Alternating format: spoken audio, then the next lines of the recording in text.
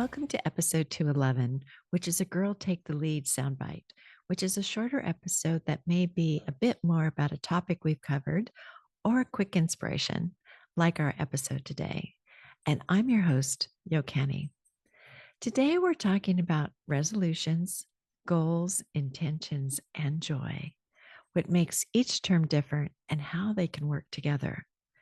So let's start with some interesting statistics I found.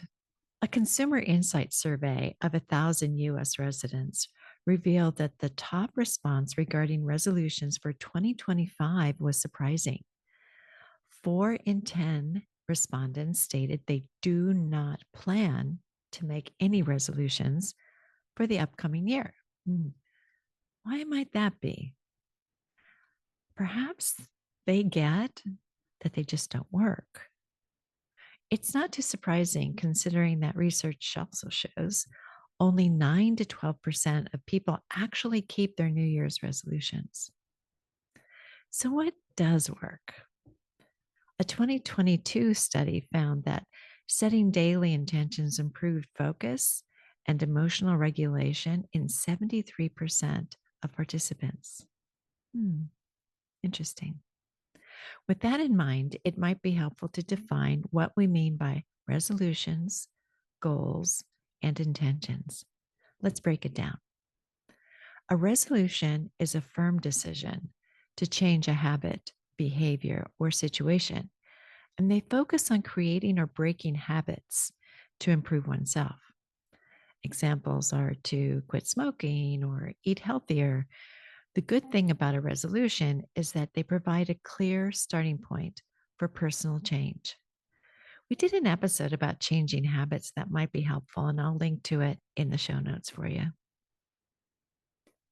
Goals, on the other hand, are specific, measurable, and time bound, and they target what you aim to achieve. Goals concentrate on a clear endpoint, and we're definitely part of any marketing plan I ever did. They concentrate on the endpoint, for example, run a marathon by October or save $10,000 this year. You either did it or not. Goals often require planning, milestones, and actionable steps. An intention is a purpose or aim that guides behavior and thought. Unlike resolutions, which are often rigid with a specific outcome, like I will lose 10 pounds, intentions focus on the process and underlying values, like I will prioritize self-care and wellness. Intentions emphasize the present moment and personal growth, while resolutions are future focused and often outcome based. Intentions are adaptable to life's changes, whereas resolutions can feel more rigid. Intentions are grounded in intrinsic values, while resolutions can stem from external pressures. So, when starting a new year, the focus seems to be just on making a resolution without having other distinctions around goals and intentions. And I propose we look at the three terms together as a system for change. I know, I can hear you, right? But that'll take some work. And I say, that's right. Perhaps that's why we give up on resolutions. We're missing a structure for fulfillment and a system to go with it. And that's where goals and intentions and a connection to a higher power come in. We'll talk more about that in a minute. But to help us understand how the system might work, I consulted Gabby Bernstein's book, The Universe Has Your Back. Let's first look at goals and intentions. Goals, as we said, set the destination. Intentions guide the experience. Example, if your goal is to write a book, your intention might be to trust the creative process and enjoy each step. Gabby would offer us that true manifestations happen when we trust that the universe is working in our favor. And what about resolutions and intentions? Intentions make resolutions sustainable by focusing on the journey, not just the outcome, but they're both important. Example, rather than resolving to meditate daily, your intention could be to create moments of stillness, allowing flexibility in your practice.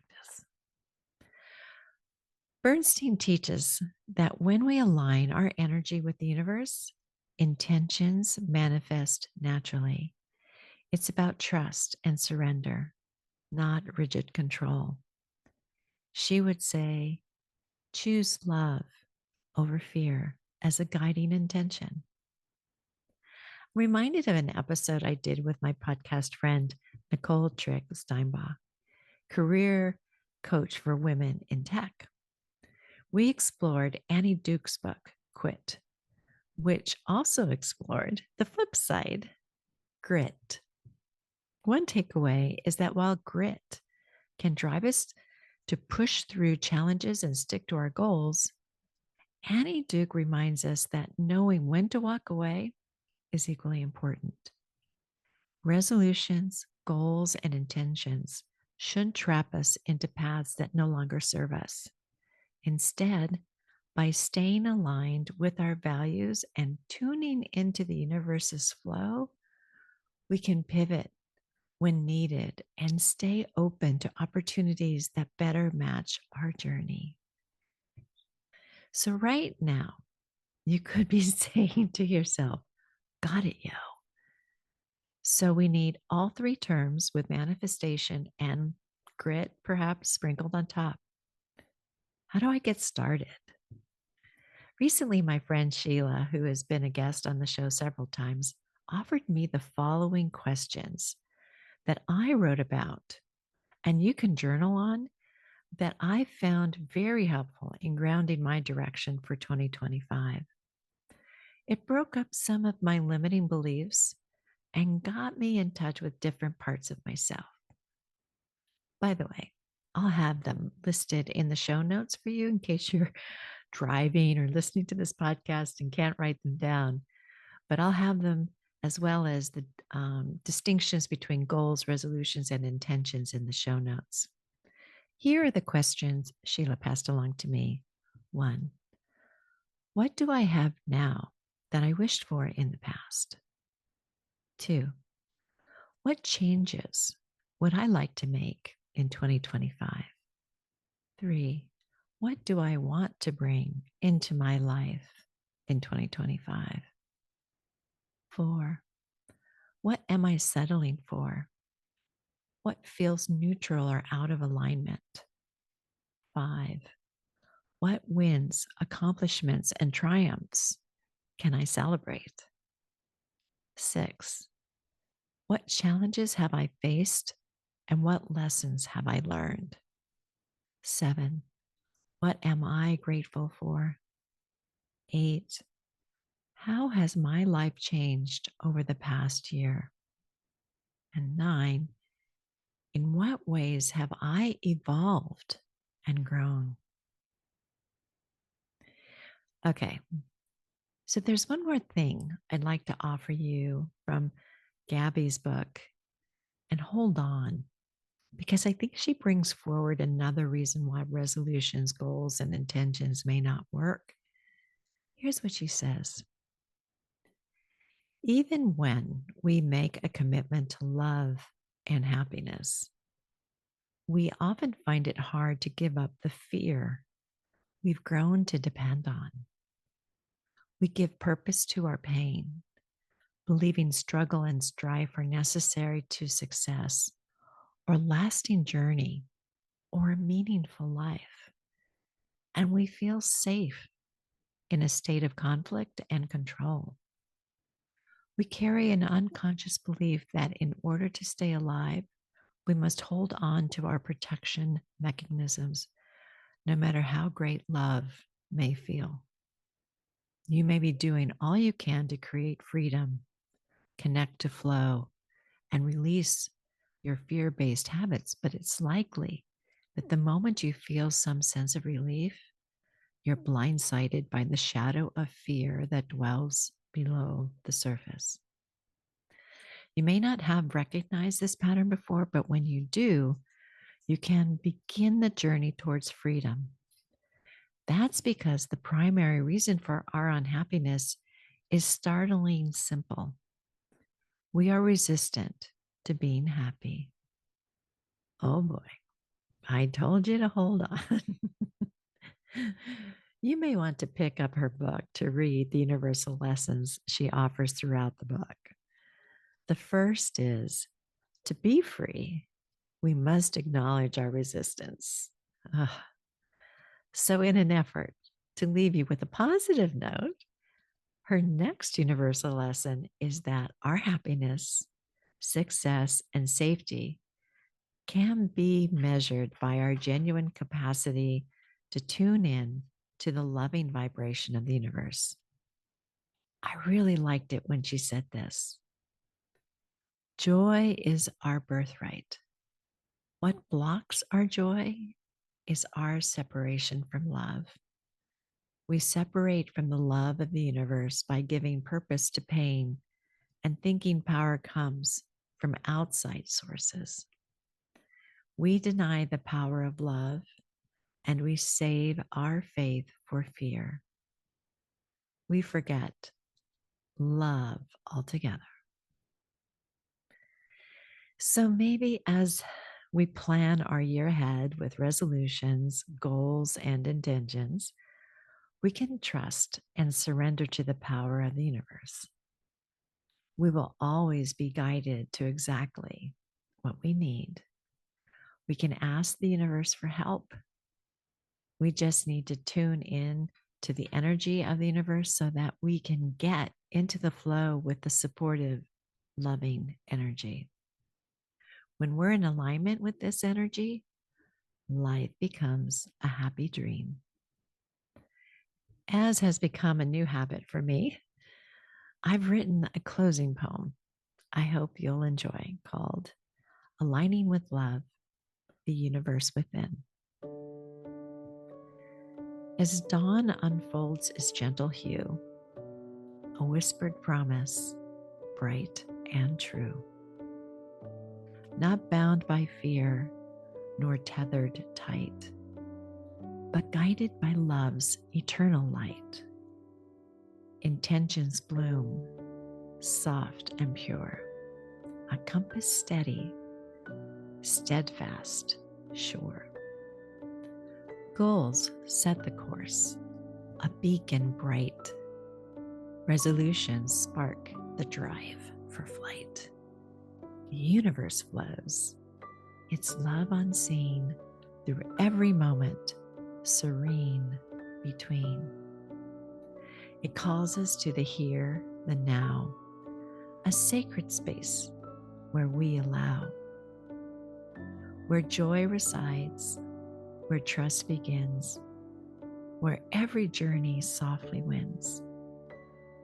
No rigid lines, no ticking clocks, just open doors and flowing walks. So set your heart, your soul, your mind to love's vibration, free, aligned. Ask the universe, let joy begin, and build the life you dream within. For in this life, with all we do, resolutions, goals, and intentions too, with love as our guide and trust as our key, we align with the flow and set ourselves free. Thank you for listening today, and we sure hope you enjoyed this episode. If you did, please leave a comment wherever you listen to your podcasts. Tell a friend about us, join our public Facebook group, Girl Take the Lead, or visit our website, girltaketheleadpod.com. We also have a YouTube channel where your subscription would be appreciated. Once you're on YouTube, search at Girl Take the Lead. And we've expanded to YouTube Music where you can find the video of this episode. You can also find one on Spotify. Here are 3 takeaways from our episode today. 1. Goals provide structure, resolutions inspire change, and intentions ground us in trust and purpose. Together, they form a balanced and holistic approach to personal growth. 2. One of Gabby Bernstein's wisdom was, when we release fear and align with love, our intentions effortlessly manifest into reality. And 3, another of her insights was, joy is our birthright, but we block it when we separate ourselves from love. We do this by giving purpose to pain, seeking power outside ourselves, and placing our faith in fear instead of love. Reconnecting with love restores our joy and aligns us with the universe.